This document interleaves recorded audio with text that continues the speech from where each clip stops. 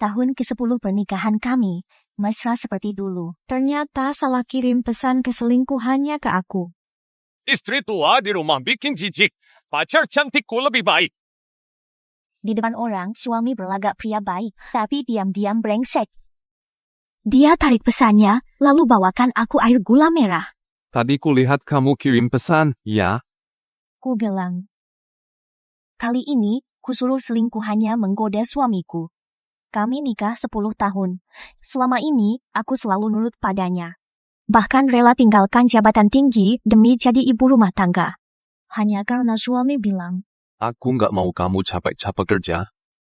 Tapi ternyata, jadi ibu rumah tangga nggak segampang yang kukira. Aku yang nggak punya uang, tiap bulan mesti minta ke suami. Dan pekerjaan rumah nggak ada habisnya. Cuci, pel, belanja, masak.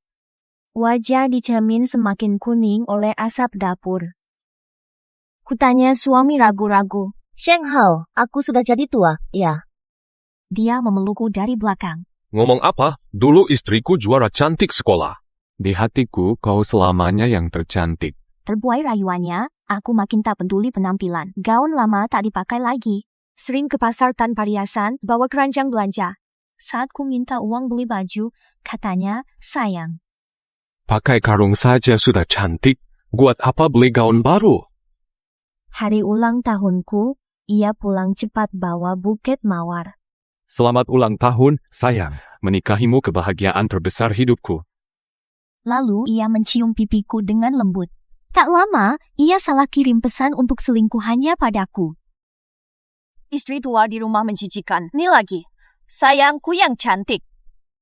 Langsung ditarik, tapi sudah kubaca. Tak lama kemudian, Sheng Hao keluar dari kamar melihatku duduk di sofa makan kue dengan tenang. Dia memberiku air gula merah yang direbus semalaman. Aku tidak sengaja meneruskan omongan orang padamu tadi. Kamu lihat. Aku menggeleng. Seperti biasa, ku minum air gula merah yang terlalu manis itu. Terima kasih, suami. Dia tidak curiga sambil membelai rambut. Tidak perlu berterima kasih. Aku suamimu tentu saja sayang. Saat dia berpaling, kelembutan di mataku langsung hilang. 3 hari lalu, aku dapat SMS pesan kamar hotel lokal atas nama awalnya aku kira kena virus. Semalam dia alasan dinas luar kota tidak pulih. Setelah ku cek SMS, tanggalnya cocok. Ditambah pesan salah kirimnya hari ini. Aku makin yakin suamiku berselingkuh. Tidak nyangka, suami yang di depan orang selalu baik, diam-diam malah menyakitiku. Hatiku sedih dan hampa. Pernikahan 10 tahun haruskah aku maafkan dia? Aku bertanya dalam hati, masih berharap dan menghibur diri, mengira dia bukan untuk membuktikan aku tak salah pilih. Setelah dia tidur, ku periksa ponselnya. Aku langsung linglung, tidak hanya punya selingkuhan, bahkan memfitnahku berselingkuh. Mengusirku tanpa apa-apa, modal usaha Sheng Hao dari mas kawinku. Ku temani dari nol sampai hartanya miliaran. Tanpa dukunganku dan keluargaku, mana mungkin dia sesukses ini? Keluargaku bangkrut, dia langsung ingin membuangku. Menurut rencana semula, aku jadi gemuk dan jelek, tapi perasaannya tetap. Aku ketahuan selingkuh, pasti dihujat semua orang. Lalu dia akan paksa aku keluar tanpa harta, tanpa uang sepeser pun. Pernikahan 10 tahun, bagi Sheng Hao cuma tipu muslihat. Setelah tahu sifat asli Sheng Hao, ku paksa diri tenang, tetap melayaninya seperti biasa. Ku tekuni diam-diam, latihan, rawat kulit, jaga diri. Hubungi selingkuhan Sheng Hao dan ku bilang, Kalau ingin tahu sifat sebenarnya Sheng Hao, temui aku sekarang. Kurasa tidak ada wanita pun yang mampu menahan godaan kalimat ini. Dia datang sesuai janji. Saat ketemu, dia lebih cantik dari bayanganku. Kutujinya dengan tulus. Kamu cantik, pantas Sheng Hao suka. Kamu ajak ketemu, cuma buat ngomongin ini. Ucapnya muram. Mending kamu minta cerai ke Sheng Hao, sebab yang tak dicintai, dialah pelakor. Aku tertawa. Terbahak-bahak. Dia malah bingung. Kamu masih terlalu hijau. Sheng Hao bilang dia nggak cinta aku dan sudah nggak ada perasaan. Kok tahu? Soalnya ke pelakor lain juga dia bilang gitu. Ku sodorkan buktinya. Ketenangannya langsung hilang. Dia marah dan robek-robek riwayat chatnya. Sheng Hao bohongin aku. Bajingan. Setelah ku ceritakan semua kisahku dengan Sheng Hao, dia mengulurkan tangan. Halo, saya Liu Ruyan. Ku jabat tangannya. Shen Wanglin, Ku taruh kartu ATM di depannya. ayo kerjasama, aku jamin kamu untung. Ditatapnya kartu itu 2 detik lalu dikembali. Jadi, harus bagaimana? Tengah malam. Nonton TV di sofa. Cahaya layar menerangi wajahku yang berkedip-kedip. Sheng Hao pulang dari luar, tanda bintang cih. Malam-malam gelap mau nakut-nakutin. Biasanya dia nggak pernah bilang begitu. Kak Wang Lin, ku bahas soal pengalihan aset, dia langsung setuju. Uang tunai 5 jutanya sudah mulai ditransfer ke rekeningku. Setelah telepon, bukti transfer Sheng Hao dari Liu Ruyan ku simpan. Ini bukti perselingkuhan dan pengalihan asetnya. Nanti di pengadilan, ini bukti terkuat untuk perselingkuhannya. Melihatku diam di sofa. Dia ambil air minum sendiri. Aku bicara padamu, jangan pura-pura tuli. Ku tengok dia. Lagi bad mood? Ku buatkan mie. Dia paling suka mie telur buatanku. Dulu waktu dia merintis usaha, setiap pulang lembur, selalu ku masak mie telur hangat. Siapa mau makan barang murahan, makan sendiri saja. Sheng Hao sudah tak sabar-sabar lagi mengusirku tanpa dulu ku ambilkan modal usahanya dari keluarga. Sekarang malah tak tahu terima kasih. Hatiku sakit dan kesal. Awalnya, karena hubungan 10 tahun, aku ragu ambil langkah berikut. Melihat sikapnya, tak perlu lagi berbaik hati. Kirim pesan ke Liu Ruyan, jalankan sesuai rencana. Setelah terkirim, ku hapus riwayatnya. 3 hari kemudian, Liu Ruyan ajak ketemu di kafe. Serahkan 10 buku sertifikat kepadaku. Kak, semua properti ini Sheng Hao yang alihkan atas namaku. Periksa, sudah lengkap. Melihat buku merah sertifikat ini, aku cuma bisa tersenyum getir. Apa yang dilakukannya di luar tak pernah cerita. Wajah Liu Ruyan langsung terkejut mendengarnya. Bar, kok kamu bisa tahan? Aku tahu dia membelaku. Salahku, terlalu percaya. Liu Ruyan berkata geram. Kalau bukan kau ingatkan, suruh dia memindahkan kekayaan ini ke atas nama mungkin sudah jadi milik selingkuhan. 10 tahun lalu, tak peduli tentangan keluarga, bersikeras menikahi Sheng Hao yang saat itu miskin. Pulang kerja langsung jaga ibunya yang sakit parah, begadang semalaman merawatnya. Tak satu pun keluhan keluarkan. Bahkan tabunganku lebih dari 1 juta untuk mengobati ibu. Sayangnya, ibunya akhirnya meninggal. Bahkan makamnya pun aku yang bayar. Sheng Hao di makam ibunya, menangis dan bersumpah pada langit. Seumur hidup akan ku baik-baiki Shen Lin jika ingkar disambar petir. Dulu aku buta cinta dan terharu sampai lulu lantak. Uang dari orang tua lagi untuk tambal kerugian bisnisnya, sekarang ku sadari aku bodoh. Ku saap air mata, kataku pada Liu Ruyan. Ini bagian terpenting, selesaikan ini, Sheng Hao akan hancur total. Perusahaan Sheng Hao sedang ekspansi gila-gilaan. Begitu pendanaannya putus, kerajaannya akan hangus terbakar. Baru-baru ini, Sheng Hao masih gelisah soal ini. Hari ini dia berubah total. Lihat aku makan kue, dia langsung omong. Sudah gendut, tidak bisa jaga diri. Cuma makan melulu kayak babi. Aku mengabaikannya. Malah dia buang semua kuenya. Shen Lin, aku muak. Aku mau cerai. Aku mengernyit. Masalah perusahaan baru selesai. Sudah buru-buru mau cerai. Sheng Hao kira aku takut, lalu sombong bilang. Sekalipun kamu berlutut, percuma. Aku pasti cerai. Ku jawab dengan tenang. Mungkin reaksiku tak se-ekstrim dugaan dia. Dia malah terhenyak. Shen Lin, aku mengajukan cerai. Reaksimu kok bisa selambat ini? Ku bangun berdiri, tatap matanya. Aku dengar. Sheng Hao menyeringai. Kau sama sekali tak marah. Aku geleng. Kalau sudah terlalu kecewa, tidak marah lagi. Dia terdiam. Lama dia baru sadar, lalu mengeluarkan surat cerai dari tasnya. Kamu tahu kondisi perusahaanku. Agar tak membebanimu, tanda tangani surat cerai ini. Dengan tenang ku buka surat cerai itu. Ternyata, dia menyembunyikan semua aset, hanya 20.000. Tapi ku tatap tanpa ragu. Dan dia tak curiga, masuk kamar dengan gembira. Ku hela napas lega. Sheng Hao, jangan sampai kau menyesal. Hari surat cerai itu. Sheng Hao mengirim 20.000 yuan. Ambil uangnya dan pergi. Jangan kita bertemu lagi. Surat cerai keluar pagi itu. Hadir dalam rupiah perusahaan sore ini, Sheng Hao menatapku sinis. Jangan kira ganti baju kerja, aku mau rujuk. Jangan bermimpi. Dia tak tahu, Liu Ruyan telah memindahkan semua asetnya ke namaku. Aset itu kujual, lalu kubeli saham perusahaan. Gabung dengan saham lamaku, aku jadi pemegang saham terbesar. Melihatku duduk di kursi kulit utama. Sheng Hao berseru kesal. Kau tuli, kita sudah cerai. Beraninya kau duduk di sini. Kutatap dia perlahan. Perceraian kita tak halangi duduk di posisi ini. Shen Lin, kau terlalu tinggi menganggapkan diri. Saham yang kau pegang itu, bahkan tak layak hadir di rupiah. Aku tertawa dingin. Begitu. Tentu. Dengan tegas. Kenal Seng Hao lebih dari 10 tahun. Tak pernah kami berseteru seperti ini demi urusan bisnis. Pasca nikah sangat baik padaku. Suami teladan yang diakui umum. Kemanapun, selalu ada yang iri saya menikahi suami yang begitu baik.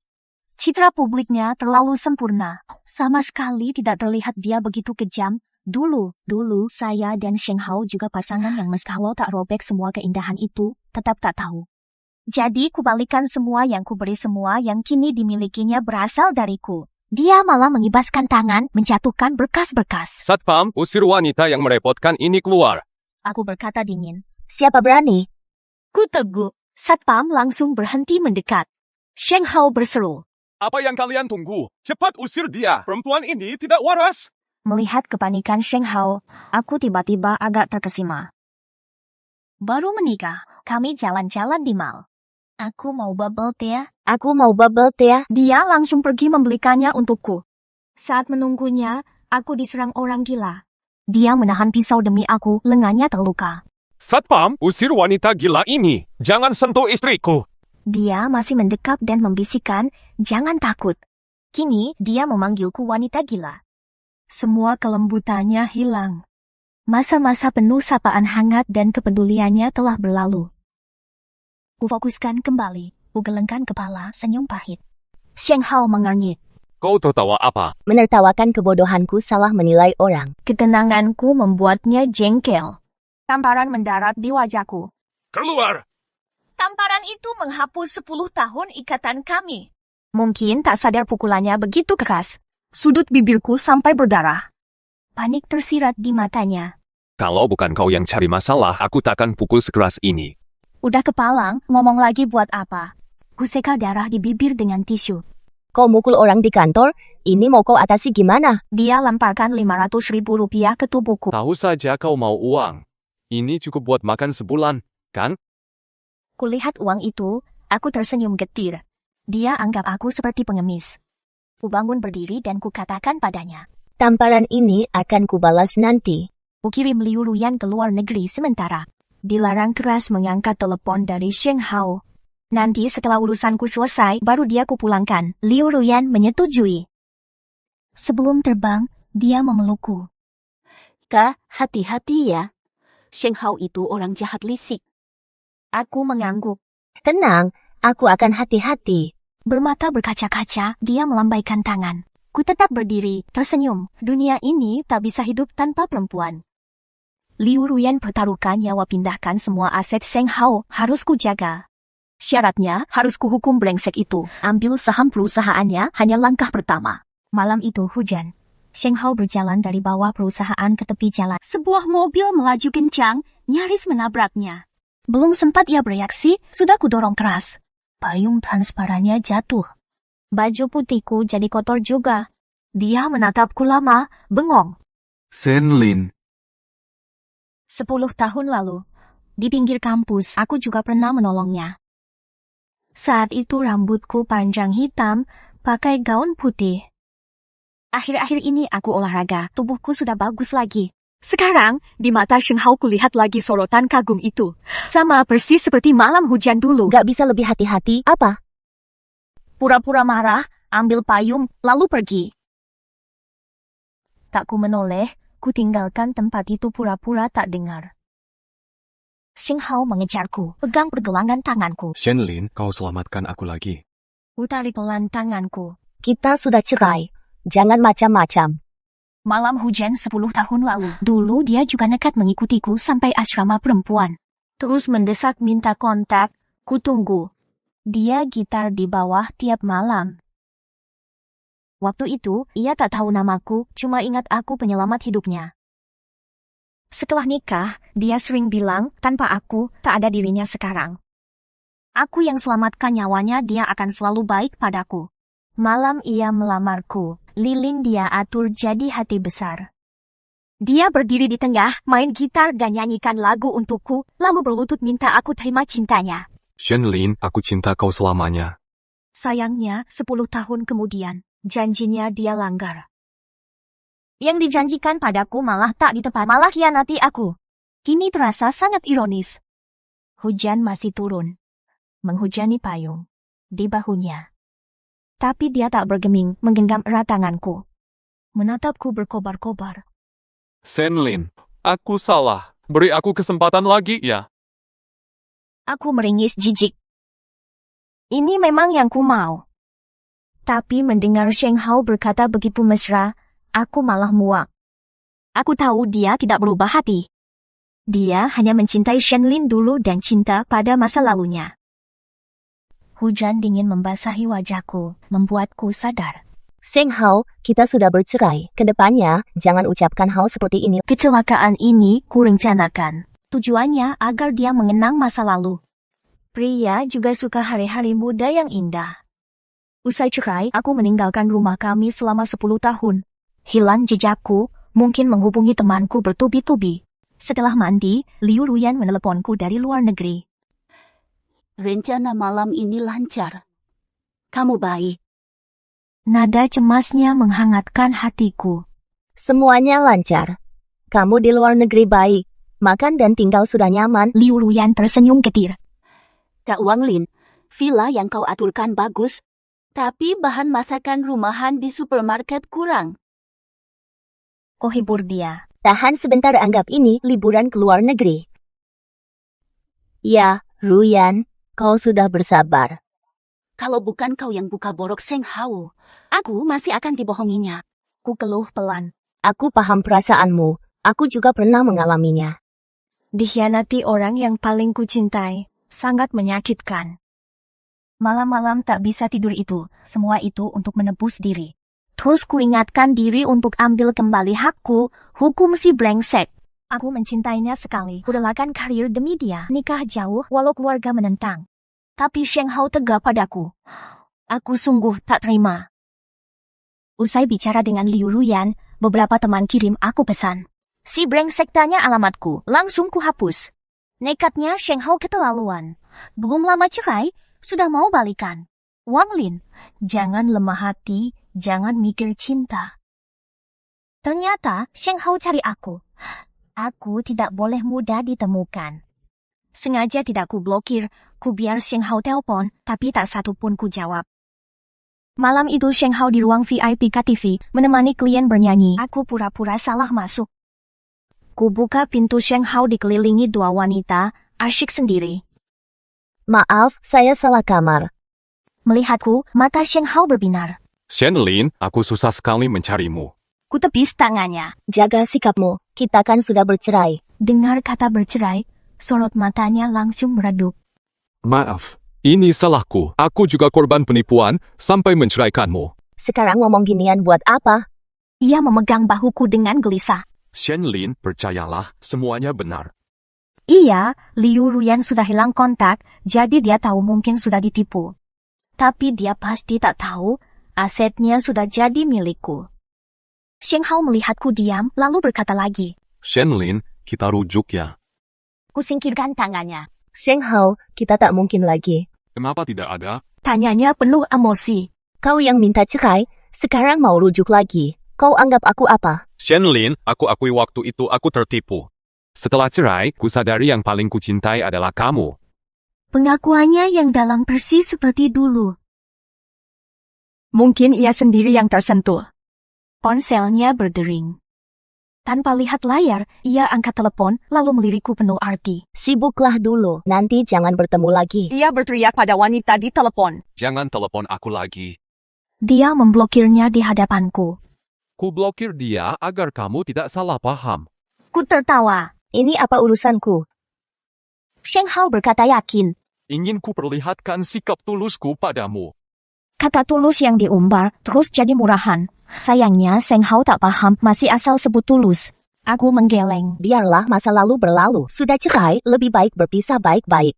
Shenlin, harus aku berlutut baru kamu puas. Kataku datar. Terserah. Lalu dia berlutut di belakangku. Shenlin, kumohon maafkan aku, izinkan aku kembali menjagamu. Ini ketiga kalinya mohon padaku. Pertama, berlutut 1 kaki melamar. Kedua, melamarku di bawah asrama pengakuan cinta pertamanya. Kali ketiga, sekarang ini, dia memohon rujuk. Tapi aku pergi tanpa menoleh. Sejak hari itu, selalu dikirimi buket mawar dari Seng Hao.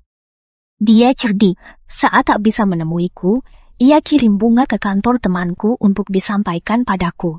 Teman bertanya, bunga-bunga itu tatap mawar merah itu dan kukatakan, Bunga seindah ini jangan disia-siakan. lalu kubagi-bagi satu tangkai untuk tiap rekan perempuan di kantor. Lalu kujual ke toko bunga, jadi dapat ratusan ribu per hari. Bagi saya, ini hanya soal mengambil kembali milik saya sendiri. Bukan dari modal keluargaku, mana mungkin dia bisa boros ratusan per hari sekarang. Hingga suatu hari, dia meneleponku. Ku jawab, dia langsung girang bukan main. Senlin, akhirnya kau mau jawab teleponku. Kutanya sengaja. Kan sudah kubilang jangan telepon aku. Aku mau bicara sesuatu. Dia berhenti sengaja bikin penasaran. Mendengar jawabanku, Dia berseri-seri berkata, Kan kamu punya 1% saham di perusahaan. 5% sahamku akan kuserahkan padamu. kutarik alis. Beneran? Pasti benar. Besok kamu tinggal datang ke RUPS. semuanya berjalan lebih lancar dari dugi rupiah. Dia umumkan 5% sahamnya dialihkan pada dan tanda tangani perjanjiannya. Akhirnya ku pegang 56% saham perusahaan. Kekuasaan Seng Hao sudah bisa dilumpuhkan. Tapi sebelum umumkan, aku kasih hadiah spesial ke Seng Hao. Seng Hao masih di panggung pidato lancar. Analisis data kuartal ini sudah siap. Lihat layar besar. Di layar malah muncul video memalukan, bintang utamanya Seng Hao. Semua video ini dicopi oleh Liu Ruyan dari ponsel orang itu. Semua pemegang saham kaget, Seng Hao juga. Dia tak menyangka jadi bintang video. Saat sadar, sudah terlambat. Bukti perselingkuhannya sudah bocor. Ini fitnah. Pasti ada yang mau menjatuhkan kita. Ini taktik bisnis yang licik. Pemegang saham bergosip. Seng Hao gugup menatapku. Senlin, aku difitnah. Video ini palsu. Ku tertawa sinis. Lalu siapa yang memfitnahmu? Dan kenapa? Dia tercekat. Mana berani dia tuduh Liu Ruyan. Liu Ruyan jadi pelakor karena dia masih menikah, harta dialihkan ke Liu Ruyan. Kini ia harus menelan pil pahitnya sendiri.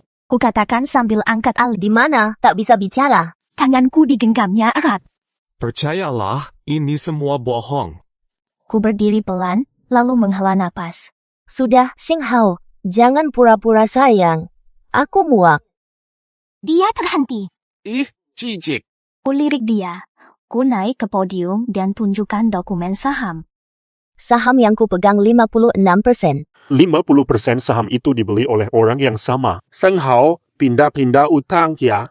Seng Hao menatapku, mulutnya terkanga. Kejutan iya. Ku topang tubuh di meja. Ku senyum sambil menatapnya. Bagaimana mungkin? Dia mundur dan terjatuh di kursi. Kulempar bukti penyalahgunaan dana Seng Hao ke meja. Para pemegang saham melihatnya. Wajah mereka semakin berkerut.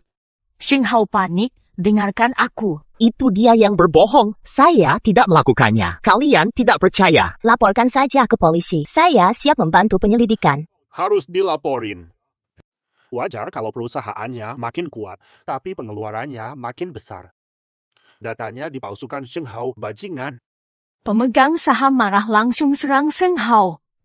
Suasana langsung kacau balau. Seng Hao dipenjara. Saat dia paling terpuruk, aku dan Liu Ruyan menjenguknya di penjara. Saat melihat Liu Ruyan, Seng Hao akhirnya sadar. Ternyata kamu. Seng Hao mengaum dan mengetuk kaca, lalu didudukan paksa oleh sipir. Seng Hao menangis terisak. Kalian bersekongkol menipuku. Dasar brengsek, kau bohong soal hubunganmu yang bermasalah dengan istri. Bahkan bilang istrimu bukan cuma fam dan bersikap buruk padamu. Semua ini kau tipu aku. Liu Ruyan memarahi Seng Hao. Ku suruh masuk penjara. Untung bagimu. Ku tenteramkan Liu Ruyan. Tenang, jangan marah, orang sepertinya tak layak. Kak Wang Lin tak marah. Aku cuma membela diri. Dari dulu aku pengen hardik dia. Ku bilang ke Seng Hao. Para selingkuhanmu yang kau simpan di luar justru bersorak gembira begitu kau masuk penjara. Seng Hao melotot. Kenapa kau harus mengusik orang yang salah? Xiao Liu itu putri orang kuat. Seng Hao memandangku dengan panik. Bos besar berpesan, begitu bebas, Kau dicor lalu ditenggelamkan. Aku berbisik pelan. Wajah Seng Hao langsung pucat. Liu Ruyan mencibir, tak sudi menatapnya. Seng Hao panik, menunduk tak berani lihat kami. Sampai di titik ini semua salahmu. Hal terbaik dalam hidupku adalah menceraikanmu. Seng Hao menutup mata putus asa. Air mata penyesalan mengalir. Perasaan 10 tahun. Akhirnya semua akan berakhir. Aku dan perempuan lain memasukkan Seng Hao ke penjara. Pengkhianat cinta tulus pantas dihukum. Luar pun, Seng Hao takkan bisa bertahan di industri. Jika tak mau dibalas, akan pergi dari kota. Tapi itu masih beberapa tahun lagi. Kemudian ku dengar Seng Hao berkelahi di dalam dan ditambah hukumannya. Rupanya dia takut keluar.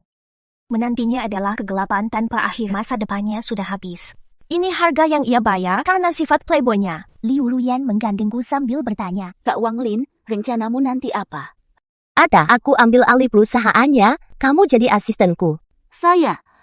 Aku juga bisa. Bisa saja, kamu harus percaya diri. Sebagai ahli perusahaan Seng Hao, Liu Ruyan pun menjadi asisten saya. Kerjanya teliti dan cermat, dia cepat mahir. Kami jalan-jalan, makan, keliling dunia bersama. Berjemur di kapal pesiar, dia mendesah lega. Kak Wang Lin, kakak orang yang paling saya kagumi. Tanpa kakak, saya saja tak tahu nanti hidup saya seperti apa. Hidup berada dalam kendali kita, asal jalannya benar, hidup takkan sengsara. Dia tunjukkan berita di HP-nya padaku. Si brengsek itu hampir bebas. Pukul sipir lagi. Sepertinya dia takut keluar, ya?